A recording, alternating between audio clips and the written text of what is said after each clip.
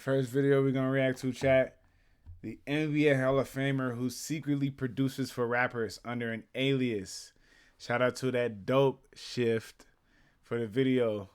Or is it that dope shit? What is it? Let me see. I want to make sure I'm saying the name right.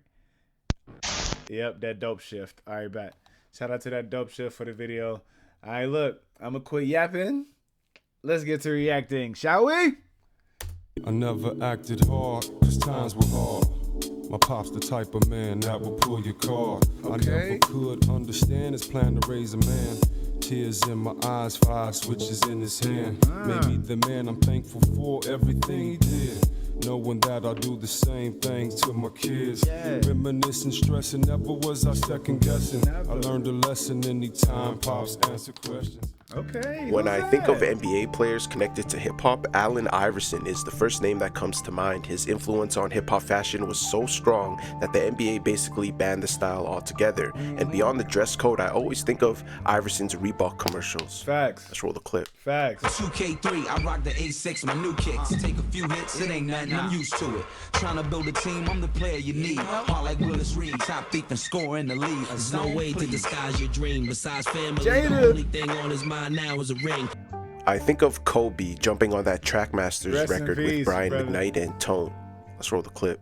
Love's a sword, slicing gently through my body, burn so sweet, blood boils when you speak. Kobe's recently released album Visions didn't surprise me at all. He'd always been known to spend time in the studio. Recorded in the year 2000, it features 50 Cent right before he got shot. We also can't forget Shaq, the only NBA player that has a song with Biggie Smalls. Yeah. Run it, the illest, watch me become it. I'm here, been took it bowling like straight to the wig. Hey, I'm a thug poet, you know what, I came for the dough. Clap, clap, y'all niggas get the fuck on the floor. If you hear me say murder, that means I'm a thug poet. If I say my mind kills, that means I'm a thug poet. If I say that I'm a fly, that means I'm a thug poet. Thug poet. Yo, everybody know 50 don't know how to act. I run up on cats and gats and aluminum bats. Your bed started, shut it down if I die. Put that on my diamond bezel. You're messing with the devil. You know the name, Shaq aim to maintain money on the brain, can't stop the rain. Now, fast forward to the modern beautiful song too, though. Can't Stop the Rain is a beautiful song. If y'all don't know about that, we're gonna check it out. era, and the dopest rapper in the league is easily Damian Lillard. Let's roll the clip. Honeymoon and Capri, I'm giving vacation vibes. Been trying to do different shit just to stay alive. Yeah. Real mobsters on my roster. I see through these imposters, it's in their posture.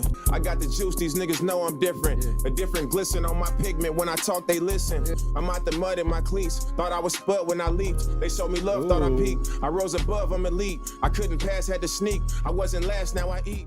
But there's one NBA player, scratch that, one Hall of Famer who rarely gets mentioned in the hip-hop conversation. Rookie of the Year, first pick of the '93 draft, member of Michigan's legendary Fab Five, a cultural icon whose impact went way beyond basketball in terms of fashion, swagger, and influence. And for a long stretch, he was undeniably a top 5, maybe even top 3 power forward in the league. Chris Webber's introduction to the rap game really traces back to the Fab Five era. For those not familiar, in the early 90s, Michigan's Fab Five, Chris Webber, Juwan Howard, Jalen Rose, Jimmy King, and Ray Jackson brought a completely new swagger to college basketball. The baggy shorts, the headband, the attitude, the unapologetic confidence. It was basketball fused with street culture, and it felt straight out of hip-hop. Facts. W Fab 5. But wow, Chris Webber producing? Now I gotta hear some shit now, dog. What? Hopefully he plays some of his shit in this video. I hope so. That's crazy. That's new, chat.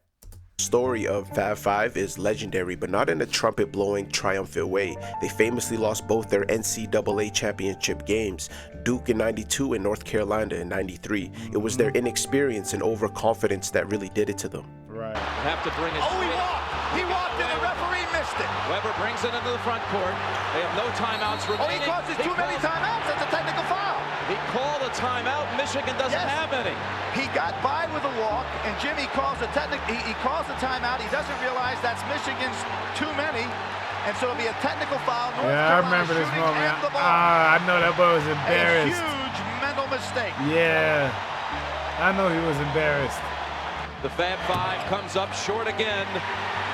There you have it. North Carolina is the 1993 national champion. But Weber's entry into the rap world actually starts right there in that era. During the summers in college, he'd spend time with KG from Naughty by Nature, just kicking it with KG and showing him the fundamentals of production and the behind-the-scenes side of making music. Let's roll the clip. Okay. After I left college, KG from Naughty by Nature, shout out to KG, he's a crazy sports fan and we were just cool. I would just go to his house in New Jersey every summer, man. I go to his house in New Jersey, shout out to his parents, his family.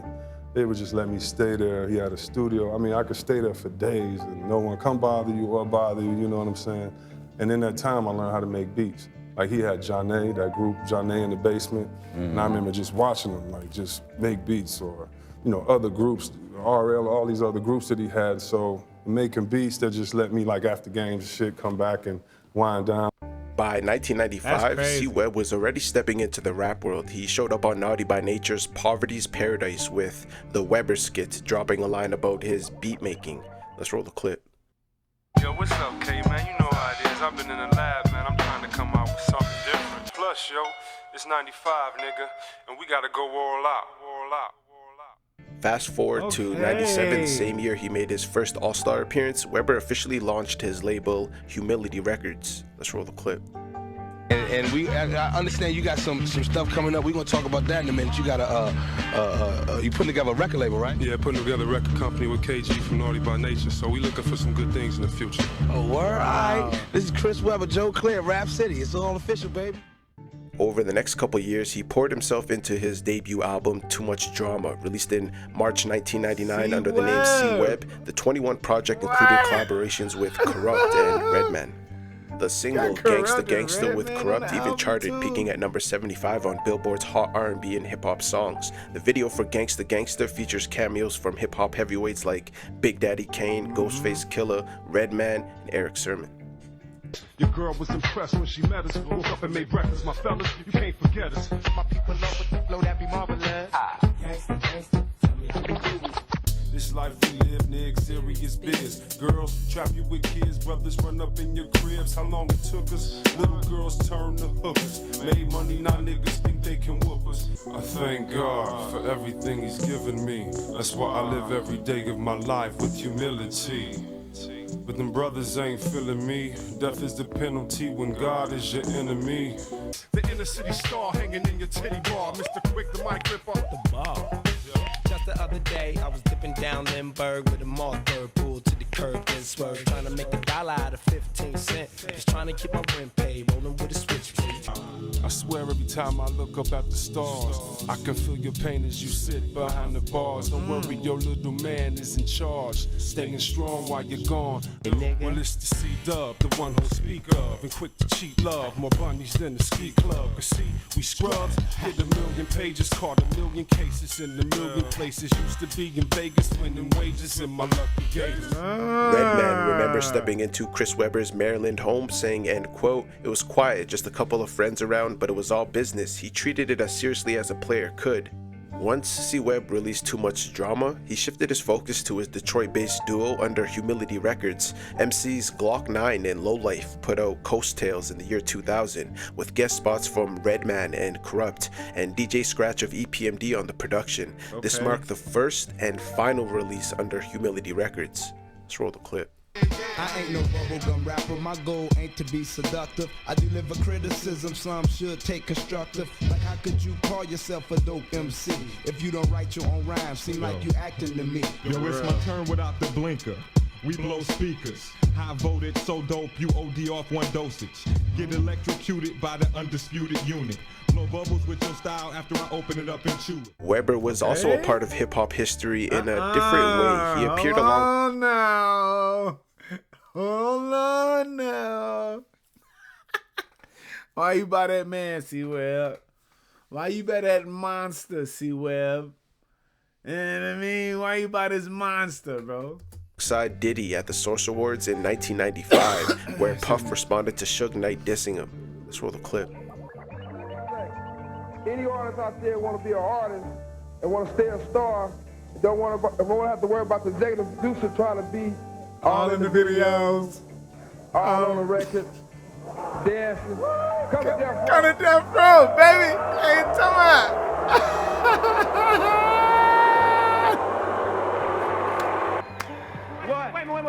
The East Coast don't love Dr. Dre and Snoop Dogg.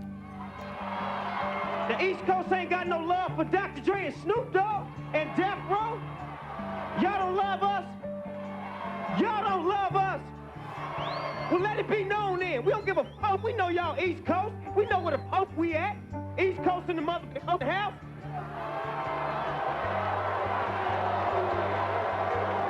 Yeah. Check this out. I'm the executive producer that a comment was made about a little bit earlier. But check this out. Contrary to what other people may feel, I would like to say that I'm very proud of Dr. Dre, of Death Row, and Suge Knight for their accomplishments. You know what I'm saying? I'm a positive black man, and I make music to bring us together, not to separate us, and all this East and West that needs to stop. So give it up for everybody from the East and the West that won tonight. Because you were up on stage at was it the Source Awards with the East Coast West Coast shit? That was a young bald headed you up there, right? Yeah. With, you and who else was up there? It was you. It's messed up too, because I come on with Puffy and Faith right after Suge lay it down. Right. So you want to be all in the videos, you know? Yeah. And I come on stack like I'm wearing black like I'm part of Bad Boy. I'm like, I don't know nobody. You know what I mean? But it was dope that night because Big and them was sitting right here and, you know, he would, you know, at this time pass back Cristal, Blunts. To me, it was the Source Awards, right? The Source Awards. Yeah. To me, it was going into Source Awards. Crazy, right? It was like when Vince Carter was at the dunk contest. What's good, Vince Brooklyn did Blade? the dunk in What's good? 2001. That's what it was like. All of Appreciate the follow. Wu-Tang was sitting on one aisle. All of Death Row was in the middle. I mean, this is when Death Row came out in the cages with, you know, Lady of Rage. Yeah. Oh, that's when that's when DJ Quick was looking right at MC8 the whole time he was rapping. G, because the G ain't in you. Like, it was just beef. I mean, Mobb Deep was beefing with Bone Thugs and Harmony at that time, and I'm a fan. So I'm in the back. I'm just watching. All kind of shit. Oh, man, all kind of guns falling on the floor. Everybody got on bulletproof. It was so crazy, because I'm thinking, like, who in the world let this happen? Like, I didn't see one security guard. People doing the show, people just walking up, but it was the dopest show. I always go with my boys and be like, I don't know a hip hop show that was doper than that. But yeah, it came out. Yeah. And that was the whole East Coast, West Coast beef, Snoop. Y'all ain't got no love for Snoop Dogg? Right. Yeah. Snoop was hard. Hey, for Snoop to do that there though, they were booing him too. In New York, yeah, that shit was hard. I mean, me growing up West Coast, I'm strictly West Coast. The only. In 2003, Weber resurfaced on Rebel of Rhythm's Chunky album, credited as Chris Webber, the beatmaker, producing the track Getting Home. From where I grew, plenty city on the Ribby, divvy up bang, silly off a sack of that, no Cali stank, where the fuck am I at? 2 blunts and some knack, 2 sluts and some yak, C-dub on the track. By 2004, he stepped back from the spotlight, but in an interview, he hinted that he was still active behind the scenes, making beats under a hidden alias, saying, and quote, some well-known artists are using my beats right now. It's under an alias, but I want the music to speak for itself. And then, Weber returned in 2005 on Sacramento rapper Big Slep Rock's The Cali Project Volume 2, rapping on the track Earl Flynn. Let's roll the clip. My niggas lived hard lives, see it in their faces. We even caught a couple cases from a couple races. These catches in Vegas, screaming fuck you haters, cause hard dick and hard times is all this world gave us.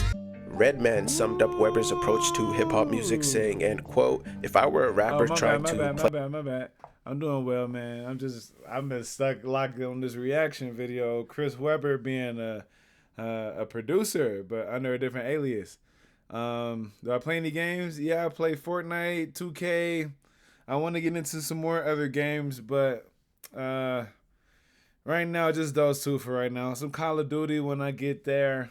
I gotta really get back on Call of Duty, but I ain't really been gaming too much, bro. I've been reacting. I want to start doing some more music stuff as well. I'm slowly building my studio setup, but it's not gonna slow down the process as I begin to create a new album in the future for 2026. So yeah, sorry about that, but yeah, back to this reaction, y'all. Ball, I'd respect my elders. Chris didn't just throw money at an album to prove he could rap. He approached it with focus, respect, and a real desire to learn. Whenever he worked with legends like Nas or myself, he was on his A game. His full circle moment really happened in 2006 when he landed his biggest placement on Nas's Grammy-nominated album, Hip Hop Is Dead. He produced the spaced out track Blunt Ashes, where Nas unpacks layers of black history and legacy. For the production, Weber flipped a sample from Marvin Gaye's Mercy Mercy Me. Lyrically, Nas gives nods to icons like Prince and Bobby Womack, along with literary giants like Langston Hughes and Alex Haley. Yo, I wonder if Langston Hughes and Alex Haley got blazed before they told stories. As the blunt ash falls into the ashtray, I could see my whole life fly past me. Bobby Brown, influenced by Rick James, goes. Prince wanted Alexander O'Neal to be Morris Day or Jerome. 2007, Weber linked back up with Nas for Surviving the Times, featured on Nas's Greatest Hits album, which samples the intro and chorus from Nipsey Russell's What Would I Do If I Could Feel. On the track, Nas reflects on his life before and after Illmatic. Let's roll the clip. What would I do if I could feel? I was young, I was surviving the times, waiting for my moment, I was destined to shine. I'm with Akinelli in the street trying to get us a deal. G-Rap trying to get us to sign the code chill.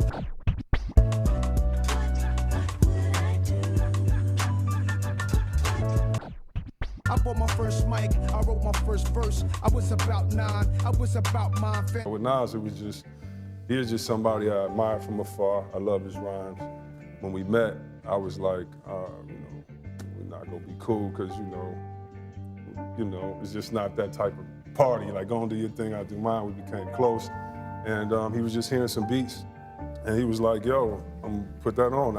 You know what I mean? And for me, it sounded cool. I'm being calm about it, but at that time, I mean, it's still one of the biggest accomplishments of my life to have a song Blunt Ashes and then have Surviving the Times on this other album. So for me, somebody that make beats and listen to music all the time, grew up in Detroit where music is that, it was just dope being a part of it. So that's just dope. This period would also mark the time when Weber's NBA career was nearing its end, retiring in the 2007-2008 season after 5 All-Star appearances, classic battles with the Lakers, and Rookie of the Year in '94. And when it comes to hip-hop, he revealed back in 2004 that he was cooking up beats for well-known rappers under a secret alias, which honestly makes sense. If you heard a fire beat with no producer tag in the mid-2000s, who knows? You might have been nodding your head to a C-Web special without even knowing it. Crazy. I go by the name of Nugs, and this is that dope shift. That's crazy. Yo, what's up, everybody? It's your boy Nugs reporting live from the TDS Dungeon. This channel is powered by my Patreon supporters. For just $2 a month, you keep my mission alive here at TDS and also get first access to my video pieces and my digital magazine. I also do vinyl pickup vlogs and album reactions as well, so please do consider signing up for just $2 a month. It's also a space where we can nerd out over rap shit. I call my Patreon supporters the shifters because I feel like we're shifting the culture as one unit.